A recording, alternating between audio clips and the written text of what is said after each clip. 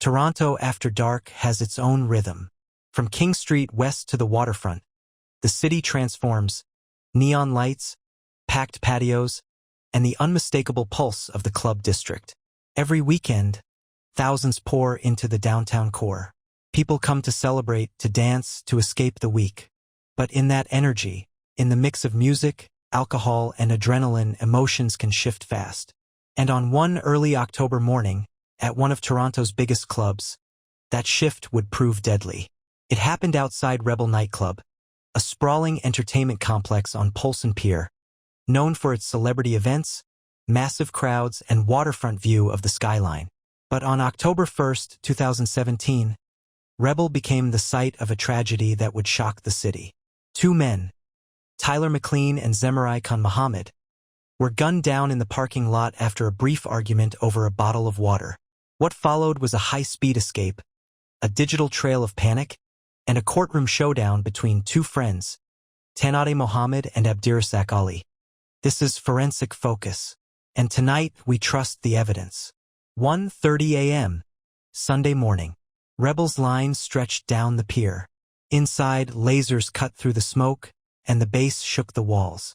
Among the thousands inside were 24-year-old Tanade Mohammed and his friend Abdirasak Ali. They weren't regulars, but they were out to have a good time. In the parking lot outside, under the passenger seat of Mohammed's black Dodge Durango, was a handgun loaded and ready. Mohammed later told the court that it wasn't his. A friend had left it there earlier in the day. But he also admitted, if it hadn't been there, he probably would have brought one anyway. Inside Rebel, there were no fights, no issues. Cameras showed Mohammed and Ali moving calmly through the crowd. But as the lights came up around 3 a.m., everything changed. The two men left the club just as security began pushing people toward the exits. Mohammed stopped at a food stand to buy a bottle of water. Ali started chatting with two women nearby.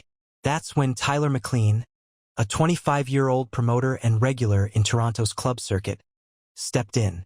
He told Ali to leave the women alone, saying they were with him. The exchange was short, but tense. Mohammed didn't like McLean's tone. According to witnesses, both men warned each other, "You're messing with the wrong guy." They walked off in opposite directions. But the mood had changed. Minutes later, fate or pride brought them together again. McLean and his friends were walking toward the valet gate where cars waited to exit. Surveillance video showed Mohammed and Ali nearby, still hanging around instead of leaving.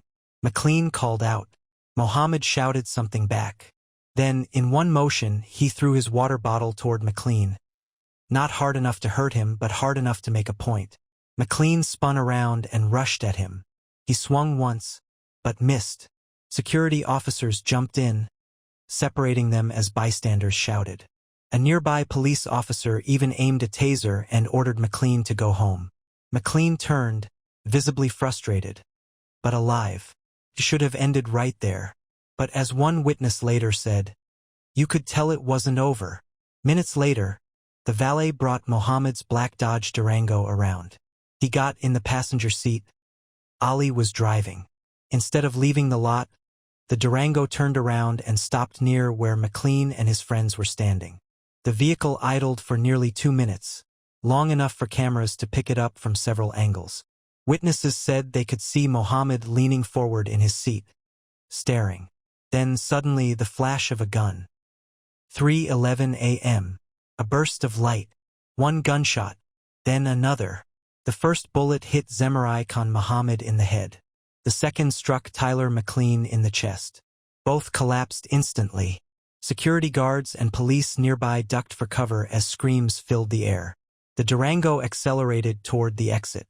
Mohammed jumped back into the SUV, and Ali drove off, the tires screeching as they tore out of the Rebel parking lot and onto the Don Valley Parkway.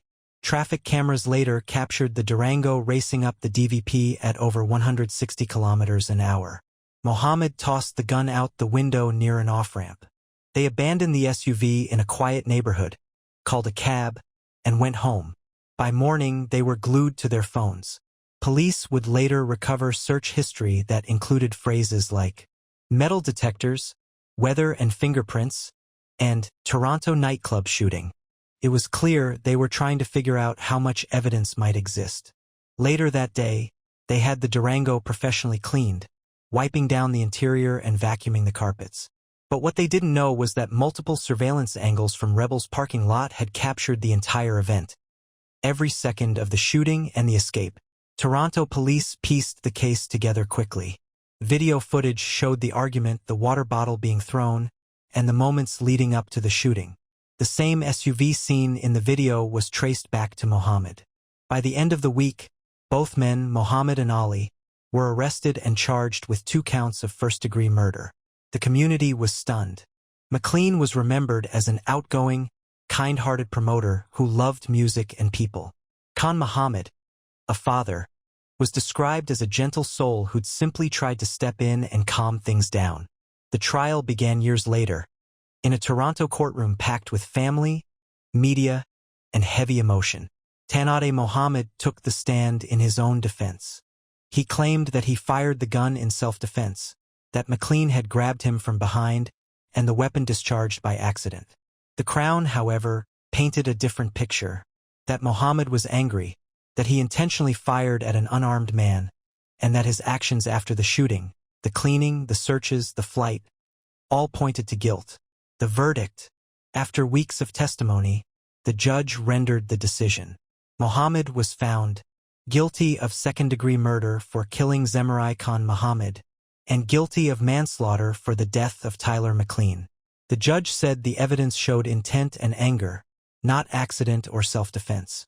But his friend and co-accused, Abdirasak Ali, received a very different outcome. After reviewing the footage and the testimony, the court found no proof that Ali had any knowledge of Mohammed's plan or intent to shoot. The final statement from the judge was clear. The Crown has failed to prove any offense against Mr. Ali beyond a reasonable doubt. Accordingly, counts 1 and 2 on the indictment are dismissed. Ali walked free.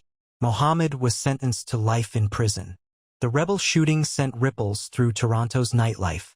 Security tightened, valet areas were redesigned, and the club's image shifted from glamorous to controversial overnight.